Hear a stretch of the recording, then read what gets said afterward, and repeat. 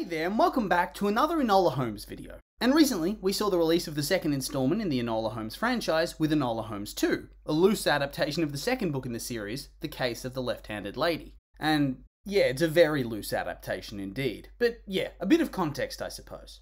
Released in 2020, the first Enola Holmes film was massively popular. And in the first few weeks after it debuted on Netflix, it became one of the platform's most watched original films of all time, being watched in around 76 million households within the first 4 weeks of its release. Telling the story of Enola Holmes, the youngest of the Holmes siblings, as she searches for the missing Marquis of Basilweather, it catapulted its star, Millie Bobby Brown, to an even higher level of fame than she'd already attained through her role in Stranger Things, and cemented her as Hollywood's next big thing. But beyond its obvious commercial success, it was also very well received from a critical point of view as well. The film got a 91% on Rotten Tomatoes from a critical perspective, and a 71% on Rotten Tomatoes from an audience perspective, which are not bad scores at all in my opinion. Of particular praise was the performance of Brown. And yeah, true, she is ridiculously good in this film. And then it also had its praise for its relatively fun and lighthearted tone and story, and really went to prove that not everything these days needs to be grim and serious. Because whilst the film did have its darker, more gritty elements at times, it truly was just mostly a good bit of fun. Hell, the only people that actually seem to genuinely dislike the film are the Arthur Conan Doyle estate who tried to sue, with their case being that the Sherlock Holmes character was more emotional in this story. And thus, since he didn't become a more emotional character until later works, which were still under copyright in the USA, the film infringed on their rights, apparently. And so they ended up launching legal action, and I'm pretty sure it was dismissed. And just a side note, imagine being a judge on a case like this. Yes, Your Honour, the character in the script was too emotional. Thus, we'd like some money. Whew. Anyway, the film was a tremendous success all round, and thus, it was no surprise when plans for a sequel were announced. Which of course brings us to the release of Enola Holmes 2, which picks up sometime after the events of the first film, with Enola having started up her own detective agency. But she's struggling to find cases because she's a young woman and people would prefer her older, manlier brother. Eventually, a young girl named Bessie, who works at a match factory that's currently experiencing a typhus epidemic, employs Enola to find her sister Sarah, who's recently gone missing. And so, Enola has to unravel the case, attending theatrical shows, high society balls, working undercover in the match factory, getting tossed into prison with the threat of being hanged for murder. She encounters corrupt cops and heartless politicians, works alongside her brother Sherlock and rekindles her stagnated relationship with a returning Tewkesbury. There's murder and mind games, mystery, code breaking, love and loss, wholesomeness, sadness, all the stuff you'd expect from this type of film. And it all culminates with the debut of a fresh take on the character of Moriarty, who's obviously being set up as a future villain of the franchise. And yeah, it's safe to say that this film popped off as well, to absolutely nobody's surprise. Now, we don't have the full numbers as of yet, but when I wrote this, the early signs were pretty damn good for how successful this was going to be. So yeah, it was released on the 4th of November, and it managed to rack up, 64 million hours streamed worldwide in the meantime? And that means it's topped the weekly Netflix charts, so I think it's safe to say the film has been yet another tremendous success, and will probably end up being even more successful than the first one when it's all said and done. And on top of that, it's almost certainly going to pave the way for a third film in the franchise. After all, if the viewers are watching it in droves, and find it an enjoyable experience, why not just keep making them for as long as you can?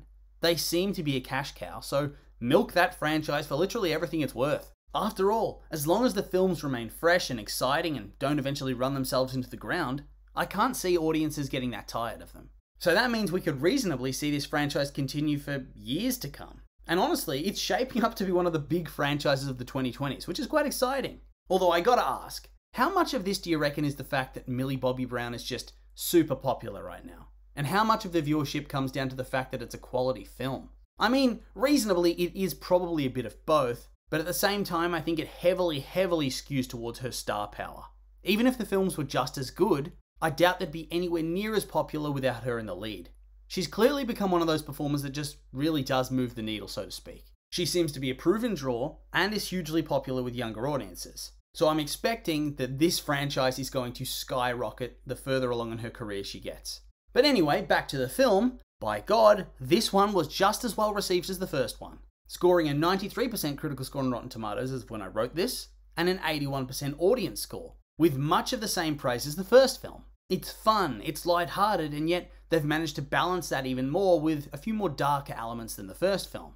And once again, Millie Bobby Brown just oozes superstardom in this role, completely and utterly. And in fact, the film and her performance have been so well received that many people have started to say that the sequel is better than the first film. And honestly true. In my eyes, it really is a perfect sequel. It does all the right things. It took what worked from the first installment and continued trying to perfect that formula, whilst also trying to trim away some of the elements that might not have worked so well in the first one.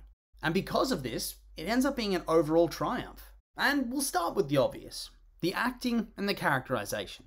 It was good in the first one. The character was exciting and well performed, and the fourth wall breaks just added to her relatability and overall charm. But Enola in that film felt like much more of an ensemble character. Yeah, she was clearly the main star and had the most screen time overall, obviously. But there were many other performances that, well, they didn't overshadow her, but they did take away from her screen time. She had to share a lot of scenes, and time had to be taken away to introduce new characters and their personalities, important characters. Tewkesbury, Mycroft, Sherlock, Eudora, Tewkesbury's family, the villains, they all used up valuable screen time. And thus, whilst the performances were very good, very few of the actors were given that extra chance to shine, as there wasn't that much screen time that could be divvied up between so many characters. But here, it's very much the Enola show, and so her character very much feels like the supreme main character. She no longer really has to share that much time.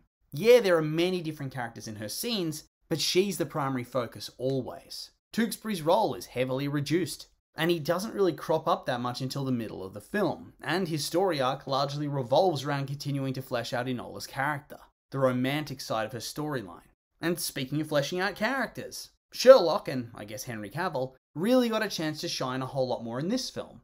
In the first, yeah, Sherlock's kind of just there. The Holmes brother that got more focus in that film definitely felt like Mycroft. He was the one who interacted in the most key scenes with Enola, and whose actions affected her the most throughout the story. But he doesn't appear in this film, which gives a chance for Sherlock's character to fill that void and have its own time in the sun. And I know that's a weird thing to say, considering Sherlock Holmes is one of the most iconic characters in literature, film, or TV history, and yet here, he felt underdeveloped in his past appearance. Enola Holmes 2 certainly addressed that in a pretty big way, and gave Henry Cavill a lot of chances to develop the character with a fairly solid script. Of particular note is a sequence where Enola finds a drunken Sherlock in the middle of the street and takes him home. And all the while, Sherlock rambles on about various different things that just generally acts ridiculous. This, plus a number of other scenes, really started to build that sibling bond that was left a little bit lacking in the first installment, and fleshed out his character to actually make him quite intriguing and interesting, as opposed to simply being there. And so, I assume this is going to continue in subsequent films. The rest of the cast, yeah, they put on good performances, but I don't really think anybody stood out compared to the main two. And I think that once again, that's a good thing. The film's called Enola Holmes. She should stand apart and have the best performances of the bunch. On top of that, the story, it was actually fun and exciting with lots of little twists and turns. There was less of a focus on code breaking and more of a focus on simple detective work. And it was nice to see that from a more beginner perspective. You can see that Enola throughout the story has intelligence and ability, but she doesn't have experience, and she doesn't have the insight that comes from such experience. And so, being a detective doesn't quite come as easily as it would for somebody like Sherlock, who has years and years of experience in this field. She makes mistakes, like when she infiltrates a ball and yet has no idea about etiquette or how to dance. Or like when she gets hustled by the dude at the theatre who keeps charging her money for information. It's actually quite smart character building. She doesn't have all the answers. She has the raw talent, but she still has to work for things. And it doesn't always work out for her. After all, she's sent to prison. A prison in which I'm pretty sure they were going to hang her because she was in the wrong place at the wrong time, and instead of trying to explain anything, she ended up running away and hiding evidence. She isn't some cheap Mary Sue, but an engaging character with depth. She makes you laugh. She sometimes makes you cringe. The fruitcake on the park bench scene, for instance.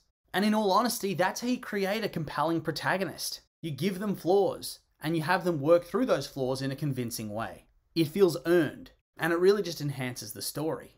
And on top of all of that, the romance! It was actually surprisingly well handled. Oftentimes in these sorts of films, the romance is deeply cringy, but here it worked quite well, and actually came across as very natural and a bit cute. Plus, the music, costume, set design, cinematography, all of that, it just works, and it crafts a compelling film that had no chance of failure, let's be real. It's a great film with a great cast and crew, with a headliner that's only going to get bigger and bigger.